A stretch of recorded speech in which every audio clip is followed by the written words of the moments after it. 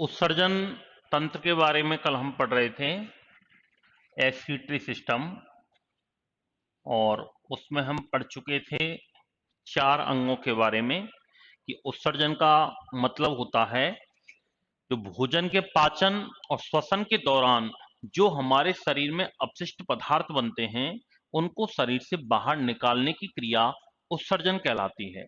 और जिस तंत्र के माध्यम से क्रिया संपन्न होती है उसको उत्सर्जन तंत्र कहा जाता है।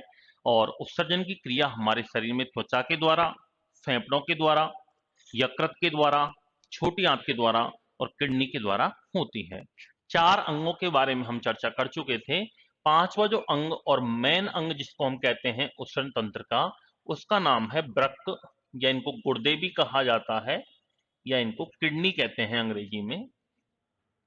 वृक्क या गुर्दे संख्या में होते हैं 2। इनका आकार इस प्रकार से सेम के बीजनुमा होता है। कैसा होता है? सेम के बीजनुमा होता है। आकार की बात करें तो इनका आकार होता है सेम के बीजनुमा होता है।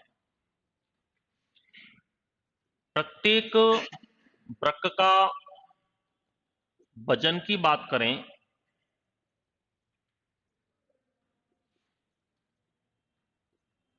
तो वो होता है लगभग 140 ग्राम होता है।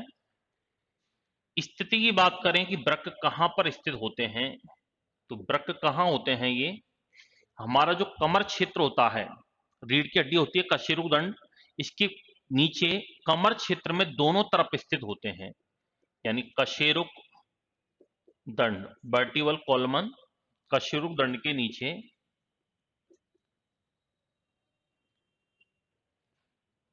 कमर क्षेत्र में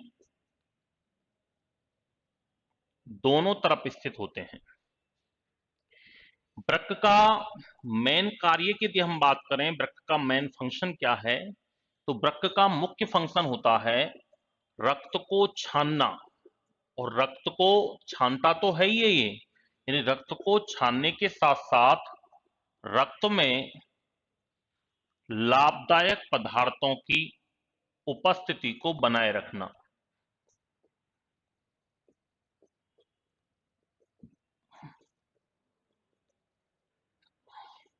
रक्त को छानने के साथ साथ रक्त में लाभदायक पदार्थों की उपस्थिति को बनाए रखने का काम कौन करता है? किडनी करती है। यानी जो जैसे हमारे शरीर में जब क्षमता है तो कई सारे पदार्थ निकलते हैं, जैसे ammonia, urea, uric acid, vitamin, protein, amino अम्ल, ग्लूकोज। अब इनमें से जो एमिनो अम्ल है, ग्लूकोज है, विटामिन है, ये तो क्या है? लाभदायक है। तो इनको तो ये रक्त में बनाए रखता है भाई। ग्लूकोज तो जरूरी रक्त में, विटामिन जरूरी है, पोषक पदार्थ जरूरी है। लेकिन अमोनिया, यूरिया, यूरिक एसिड ये क्या है? हानिकारक पदार्थ हैं। तो इनको ये बाहर उत्सर्जन का काम करता है, बाहर निकालने का काम करता है। इन रक्त को छानने के साथ साथ रक्त में लाभदायक पदार्थों की उपस्थिति को बनाए रखना। और क्या काम करता है ये? रक्त की पीएच को बनाए रखना। पीएच जो होती है रक्त की, वो कितनी होती है?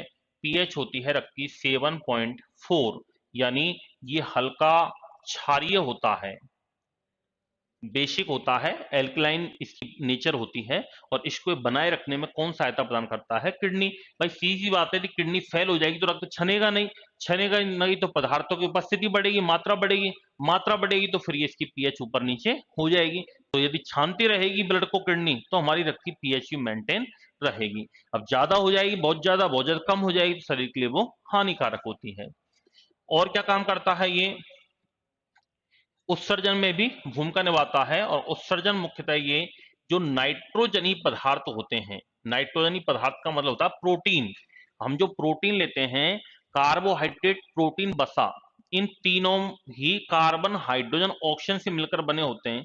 लेकिन प्रोटीन में इन तीनों में, तीनों के अलावा एक नाइट्रोजन अलग से पाया जाता है। कार्बन, हाइड्रोजन, ऑक्सीजन के अलावा नाइट्रोजन स्पेशली किसमें होता है? प्रोटीन में होता है। और नाइट्रोजनी पदार्थों का उत्सर्जन में भी कौन भूमिका निभाता है?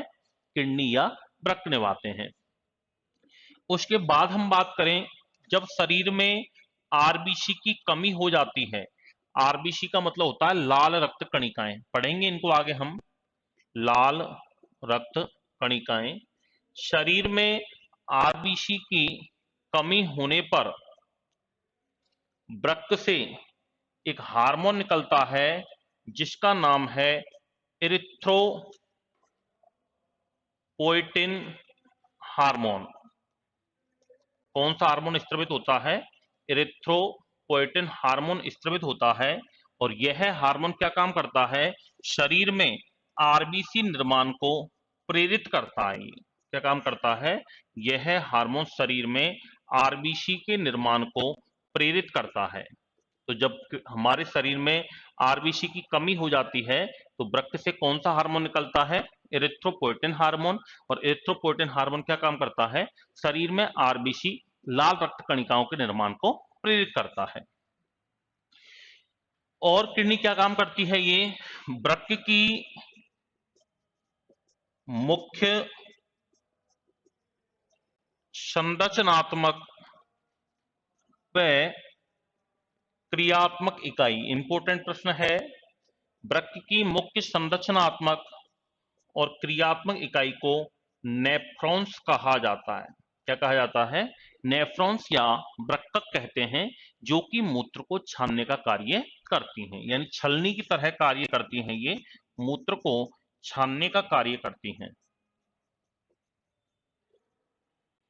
नेफ्रॉन्स का अध्ययन विज्ञान की शाखा में किया जाता है, उसको कहा जाता है नेफ्रोलॉजी। क्या कहा जाता है?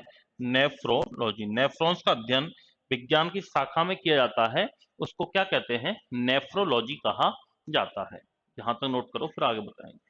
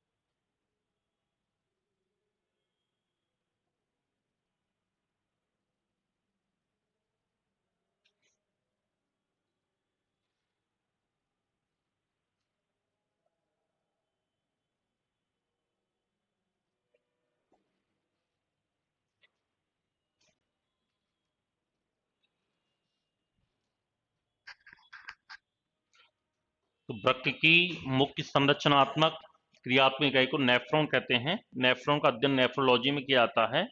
जब शरीर में आरबीसी की कमी हो जाती है तो वृक्क से एक हार्मोन निकलता है जिसका नाम है एरिथ्रोपोइटिन हार्मोन, जो कि हमारे शरीर में आरबीसी निर्माण को प्रेरित करता है। इसके अलावा ये रक्त की पीएच को बनाए रखता है और रक्त को छानने के साथ साथ रक्त में लाभदायक पदार्थों की उपस्थिति को बनाए रखता है।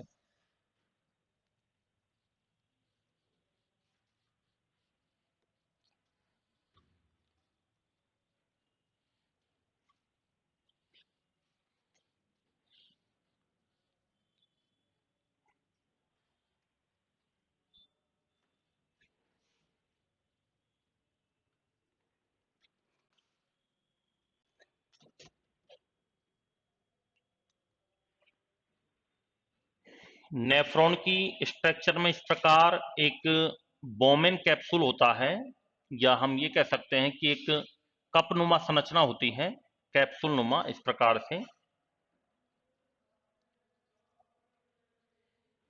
जितना भी गंदा रक्त है, अशुद्धि युक्त रक्त है जिसको हम गंदा ब्लड कह सकते हैं, वो सारा रक्त इस प्याले नुमा संरचना में आ जाता है। यहाँ पर कुछ विशेष प्रकार की कोशिकाओं का समूह पाया जाता है जिसको कहा जाता है केशिका गुच्छ, या इसको कहते हैं गिलोमेरुलस। क्या कहा जाता है? गिलोमेरुलस कहा जाता है। इस केशिका गुच्छ या ग्लोमेरुलस नामक संरचनाओं के द्वारा इस रक्त को छाना जाता है। ठीक है। और छानने के बाद यहां पर कुछ पदार्थ बच जाते हैं, जैसे ammonia, urea, uric acid, vitamin, protein, सब कुछ बच जाता है। अब इसमें से क्या होता है कि यहां पर कुछ उपकला ऊतक पाए जाते हैं। उन ऊतकों के द्वारा जो लाभदायक पदार्थ हैं उनका तो एब्जॉर्बिशन कर लिया जाता है, अवशोषण कर लिया जाता है। फिर यहां से लाभदायक पदार्थ कहां मिल जाएंगे? रक्त में जाकर मिल जाएंगे, और रक्त हमारी पूरी बॉडी में सर्कुलेट होता है। और जो हानिकारक पदार्थ है वो यहां से जाकर के और फिर ये संग्रह नलिका में एकत्रित हो जाते हैं, और संग्रह नलिका से फिर ये चले जाते हैं मूत्र वाहिनी के द्वारा मूत्राशय में, और संग्रह नालिका से फिर ये मूत्र वाहिनी द्वारा बाहर उत्सर्जित कर दिए जाते हैं। मूत्र के माध्यम से ammonia, urea, uric acid, hippuric acid, इन सब का क्या कर दिया जाता है? बाहर उत्सर्जन कर दिया जाता है। इस प्रकार मूत्र को छानने की प्रक्रिया होती है और लाभदायक पदार्थों का उसमें से अवशोषण होता है। फिर इसमें अपन कुछ महत्वपूर्ण पॉइंट पढ़ने वाले हैं मूत्र के बारे में कि मूत्र क्या होता है। मूत्र एक हल्के पीले रंग का क्षारीय द्रव होता है। इसकी जो पीएच होती है वो 4.5 से 8.6 होती है। यानी जब प्रारंभ में मूत्र का निर्माण होता है तो उस समय मूत्र की प्रकृति होती है अम्लीय, एसिडिक। लेकिन जैसे ही समय अवधि बढ़ती है धीरे धीरे तो मूत्र की प्रकृति कैसी होती जाती है? क्षारीय होती जाती है। यानी मूत्र जो होता है इसके अंदर यदि हम बात करें संगठन की, तो 95% तो क्या होता है, जल, प्लस इसमें 2% क्या होता है, यूरिया, प्लस इसमें 1.3% होता है प्रोटीन, प्लस 0.5% होता है इसके अंदर यूरिक एसिड या यूरिक अम्ल होता है। ताजा मूत्र की प्रकृति, जब मूत्र का निर्माण होता है तो उस समय मूत्र की जो प्रकृति होती है वो अम्लीय होती है। कैसी होती है, अम्लीय या एसिडिक। लेकिन समय अवधि जैसे ही बढ़ती है, समय अवधि बढ़ने के दौरान जो इसकी प्रकृति होती है वो क्षारीय होती जाती है। कैसी होती जाती है, क्षारीय या एल्कलाइन हो जाती है। यानी यदि मूत्र की पीएच की यदि हम बात करें तो मूत्र की पीएच होती है 4.5 से 8.6 के मध्य। कितनी होती है, 4.5 से 8.6 के मध्य। एक प्रश्न पूछा जाता है कि मूत्र का हल्का पीला रंग होता है वो कौन से वर्णक के कारण होता है, तो आंसर क्या होगा, यूरोक्रोम वर्णक के कारण होता है। मूत्र का हल्का पीला रंग कौन से वर्णक के कारण होता है, यूरोक्रोम वर्णक के कारण होता है। एक प्रश्न आता है कि मूत्र में गंध जो आती है, स्मेल जो आती है, उस गंध की उपस्थिति का कारण क्या है। मूत्र में गंध की उपस्थिति का कारण क्या है, तो आंसर होगा अमोनिया गैस। या अमोनिया ऑप्शन में नहीं है तो फिर आंसर क्या होगा, यूरिया होगा। क्या होगा, यूरिया। अमोनिया को याद रखना शौचालय गैस के नाम से भी जाना जाता है। टॉयलेट गैस या शौचालय गैस के नाम से किसको जाना जाता है, अमोनिया को जाना जाता है। प्रतिदिन मूत्र के निर्माण की यदि हम बात करें तो प्रतिदिन मूत्र का निर्माण कितना होता है, एक स्वस्थ व्यक्ति को प्रतिदिन लगभग एक से लगभग 4 से 5 लीटर जल पीना चाहिए।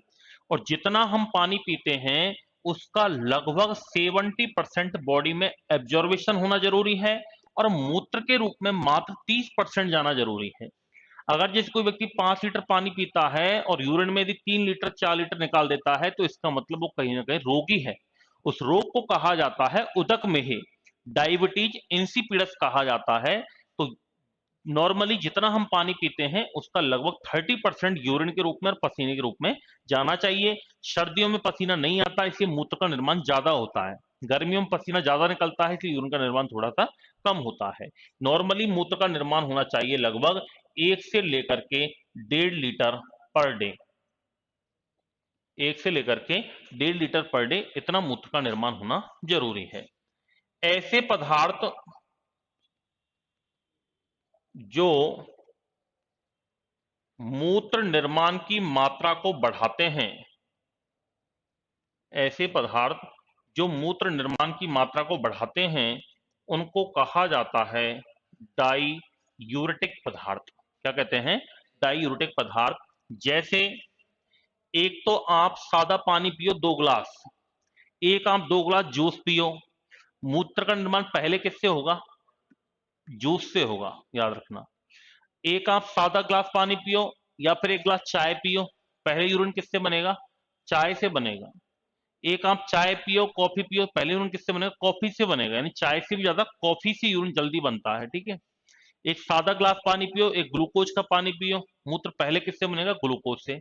क्योंकि चाय में होता है थीन, कॉफी में होता है कैफीन, जूस में होता है ग्लूकोज, सुक्रोज। और ये जो पदार्थ होते हैं ये ही तो डायूरेटिक पदार्थ के रूप में काम करते हैं। ये मूत्र के निर्माण की मात्रा को क्या करते हैं, बढ़ाते हैं। तो इनको क्या कहा जाता है, थीन, कैफीन, ग्लूकोज, इनको क्या कहा जाता है, डायूरेटिक पदार्थ कहा जाता है। नोट करो ये नीचे, इसको मैं लिखवा रहा हूं, पैराग्राफ चेंज करके लिखना है, एक लाइन जहां छोड़ा था उसके बाद लिखो।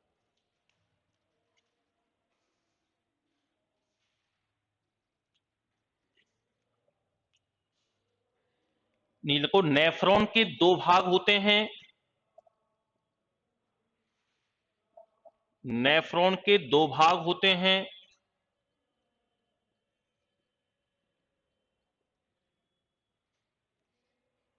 पहला लिखो बोमेन संपुट। बोमेन, बोमेन वैज्ञानिक का नाम है, उसने बताया था। इस चीज को बोमेन कैप्सूल कहते हैं, बोमेन संपुट।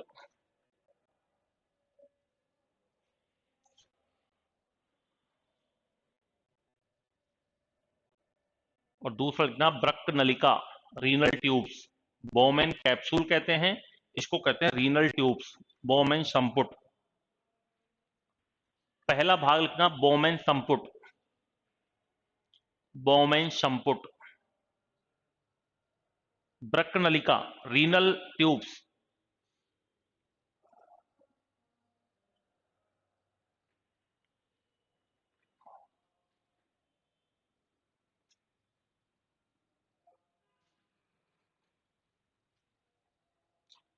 पहला बोमेन संपुट में लिखना, यह एक प्याले नुमा संरचना होती है, यह एक प्याले नुमा संरचना होती है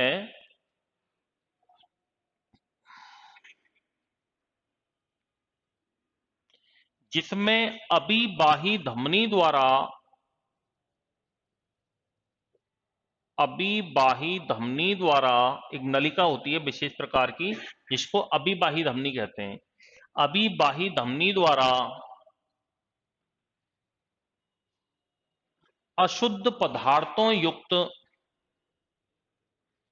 अशुद्ध पदार्थों युक्त गंदे रक्त को लाया जाता है,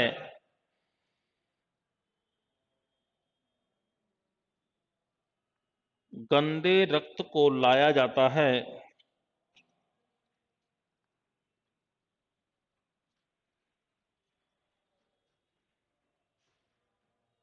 जिसे, जिसे यहां पर उपस्थित, जिसे यहां पर उपस्थित केशिका गुच्छ या ग्लोमेरुलस नामक, केशिका गुच्छ या ग्लोमेरुलस नामक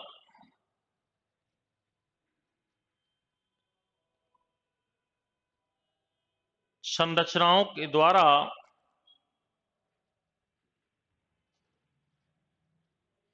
छाना जाता है, छाना जाता है, संरचनाओं के द्वारा छाना जाता है।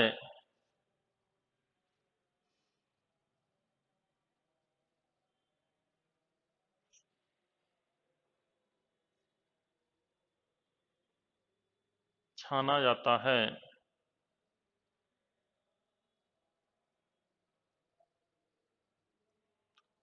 जिसके दौरान, जिसके दौरान रक्त में से, रक्त में से ग्लूकोज, ग्लूकोज, एमिनो अम्ल, एमिनो अम्ल, vitamins, ammonia, urea, uric acid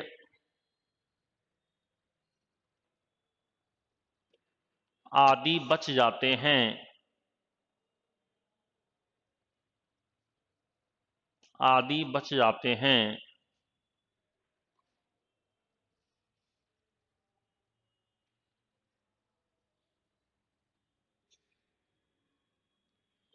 तो यानी इसमें तो पहले ब्लड आया, छाना, जो भी लाभदायक हानिकारक पदार्थ है वो इकट्ठे हो जाते हैं। जैसे अपन कीप है एक तरीके से, ये तो मान लो छलनी है, तेल अपन डालते हैं, छन जाता है, जो भी उसमें कचरा वगैरह है वो सारा छलनी में रह जाता है। ठीक है, ये तो यहां तक की बात हुई।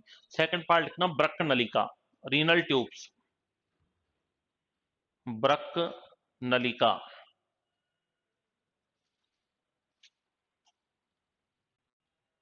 ब्रक नलिका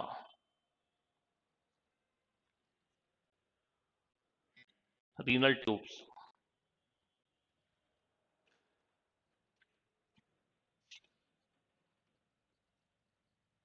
को इसमें उपस्थित उपकला ऊतक, उपकला ऊतक को अंग्रेजी में कहते हैं एपिथीलियम टिश्यू, एपिथीलियम टिश्यू। यहां पर उपस्थित उपकला ऊतकों द्वारा, एपिथीलियम टिश्यूज, यहां पर उपस्थित उपकला ऊतकों द्वारा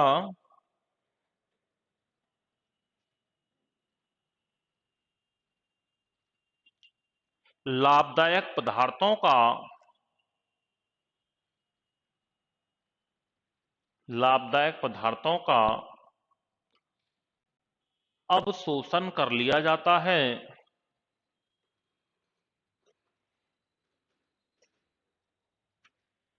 लाभदायक पदार्थों का अवशोषण कर लिया जाता है।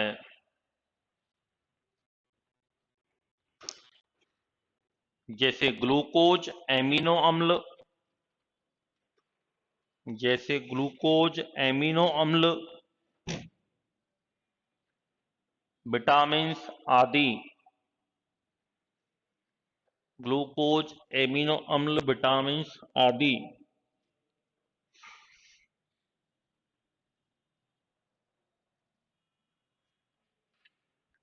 तथा यहां से हानिकारक पदार्थ,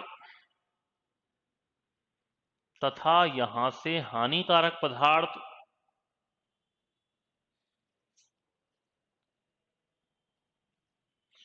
संग्रह नलिका में एकत्रित हो जाते हैं, कलेक्शन ट्यूब, संग्रह नलिका, कलेक्शन ट्यूब, संग्रह नलिका में एकत्रित हो जाते हैं।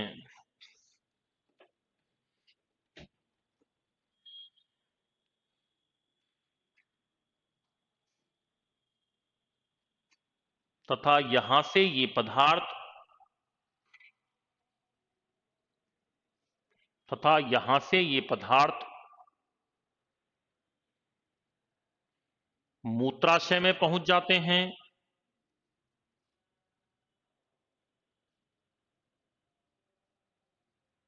मूत्राशय में पहुंच जाते हैं तथा मूत्रवाहिनी के माध्यम से, तथा मूत्रवाहिनी के माध्यम से मूत्रद्वार द्वारा, या मूत्र द्वारा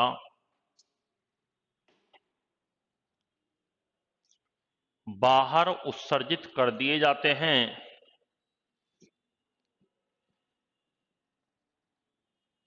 बाहर उत्सर्जित कर दिए जाते हैं।